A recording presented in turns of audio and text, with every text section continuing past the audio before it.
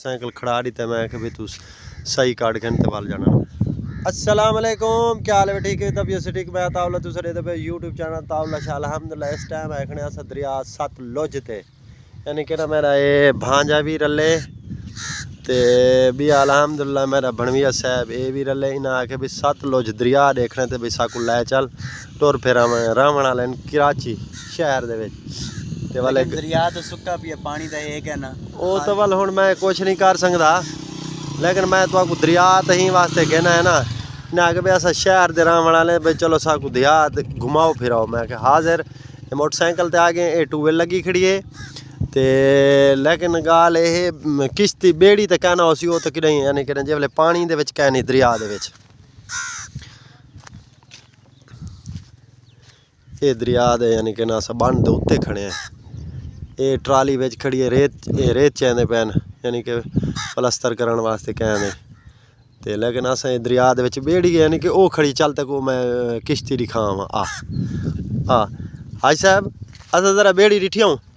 जवान को दिखाई हूँ ना बेड़ी दिखाई हुआ तो वाल ही वजह तो वाल आख्या था भाई मैं बेड़ी दिखाओ ना बेड़ी होंदी क्या चीज़ है वो चल वो तक वो बेड़ी दिखे ने जे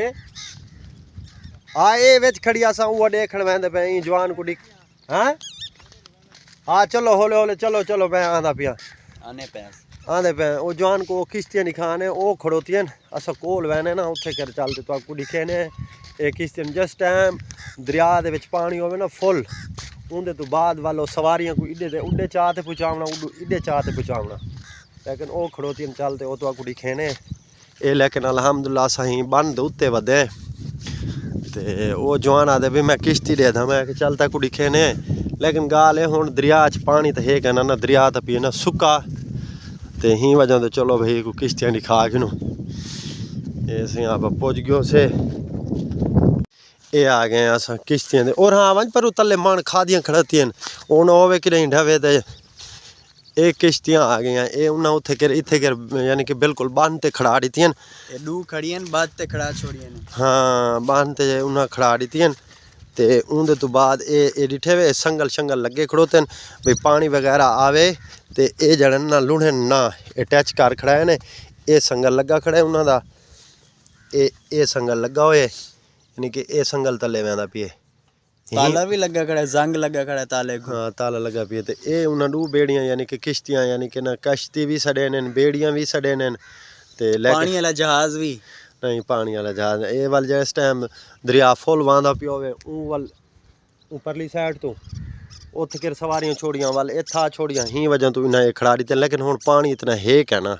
पानी बिल्कुल सुक्का पिए बस यो पानी हल्का हल्का खड़ा। चलो सही देख गे देवे चलो माशाल्लाह आओ हुण आप चलूँ अस काफ़ी पंद कर रहे हैं हुण मोटरसाइकिल साडा उत्कर खड़े मोटरसाइकिल चुके ने ते वाल ई तो दरिया तो क्रॉस यानी कि परली साइड ते वजने वो यानी कि ना मेरे भणविया साहब है दोस्त ते वो है बीमार वो पुछण वास्ते चलो इन्हें आके अस सैर भी कर गिनसू दरिया दे ते वो पुछ भी गिनसू। मैं चल ठीक है आ वजो कोई गल नहीं वजह तो वल जाना ना हाँ को कहने मैंने हुण मोटरसाइकिल साडा खड़ा है उथ चिको यानी ये दरिया दे बेड़ दे विच अगला सड़क बना रखी है यानी कि ना त्रै सवारियां वजन पे लेकिन रेत दे विच एक बंदा औखा वाई सकता है अस देख सकते त्रै लेकिन क्या है ये यानी कि मेहनत कर रखी ने भाई दरिया दे विचों जिवें सवारियां आवन उवें यानी कि ना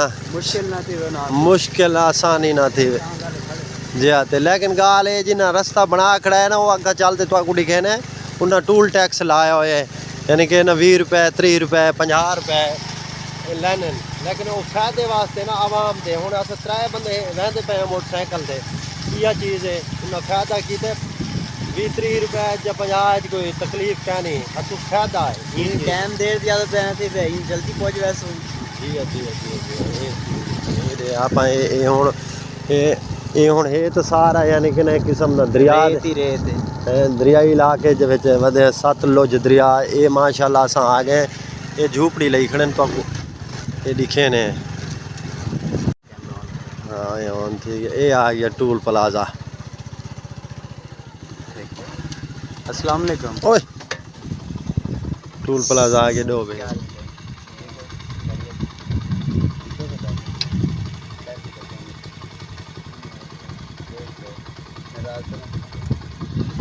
बोलो ना को यार हूँ पे में गैन 20 रुपए गए नहीं ना को इंसान ने आको रास्ता भी बना रखा हूँ 20 रुपए भी नहीं लेंगे। ठीक है मेहरबानी। वैसे हूँ उन्होंने नाल शुक्र लाया कि देखे याद है क्या गाल है, लेकिन उन्होंने मना नहीं किया, उन्होंने वंजो पीर नहीं कोई मसला नहीं, लेकिन उन्होंने वाली शाबाश है। ये अस हुण दरिया तो बाहर निकलते पे बन चढ़ते पे, अल्लाह खैर करे। मौलवी साहब काबू थी वै मैं एक हाथ नाल कैमरा एक हाथ नाल मोटरसाइकिल तो आकू झलना, अल्लाह खैर। ये बन तो बाहर आ गया उसे सही है, सही है, सही गाल है। थली वाला पीर है, सही है, सही गाल है। अल्हम्दुलिल्लाह असा इस टाइम खड़े हैं दरिया वीवर दरिया दे यानी कि ना बेट दे नाल मन दे उत्ते खड़े हैं ते, लेकिन ये गाल है वो पुछते खड़े हैं, लेकिन ये चीज़ का मैं को तो मालूमात है का ना, मैं भाई को पुछता खड़ा ते ये अल्लाह दे यानी कि ना अली थी कि पीर यानी कि थली वाला पीर मशहूर है, यानी कि ना ये दरिया सतलुज दी मन दे उत्ते हैं अल्हम्दुलिल्लाह। यानी कि जिस टाइम दरिया को जोर होवे ना, लेकिन इन्हां दे नेड़े कहीं नहीं आता, इवें ना सही इन्हां दे नेड़े कहीं नहीं आता, यानी कि दरिया साइड ते यानी कि रह वेंदे ये ते इत किर पानी यानी कि उंदा रह वेंदे ये मन नज़र आंदी पई है, लेकिन उत्ते दरिया यानी कि पानी क्या नहीं उछलदा। चलो आओ ते ये उत्ते दरिया यानी कि ना क्या नहीं उछलदा, ये अस हुण तले लांदे पे अल्हम्दुलिल्लाह। हुण ठीक है हुण एक यानी कि अगे उस साइड बदलाई मैंने, पहले उस पासों आए हुण इस पासों आए यानी कि दूजी तरफ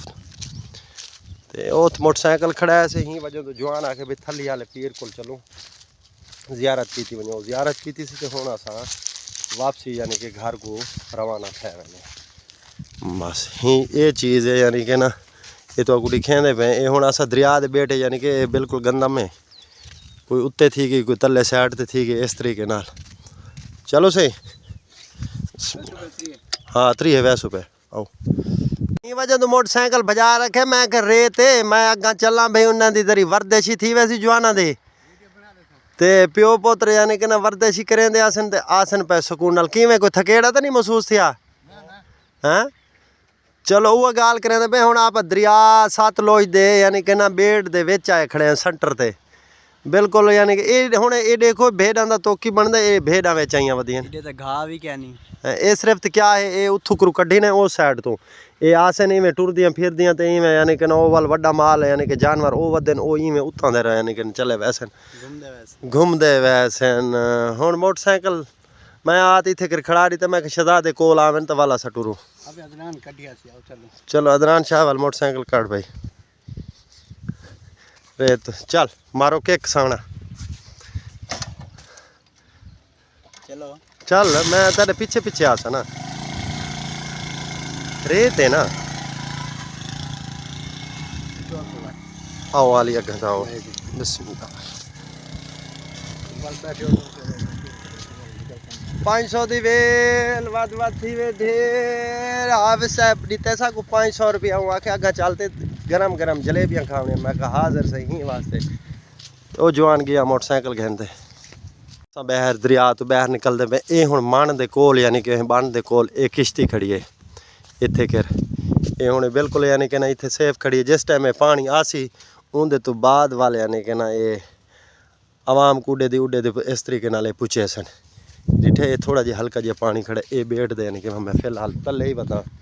ते वो जवान यानी कि मोटरसाइकिल कहते गया खड़ा ते अस हुण यानी कि पिछा वापसी घर को रवाना थीने पे। जिस टाइम में पानी आंदा बड़ा स्पीड नाल पानी आंदा वो जवान गए खड़े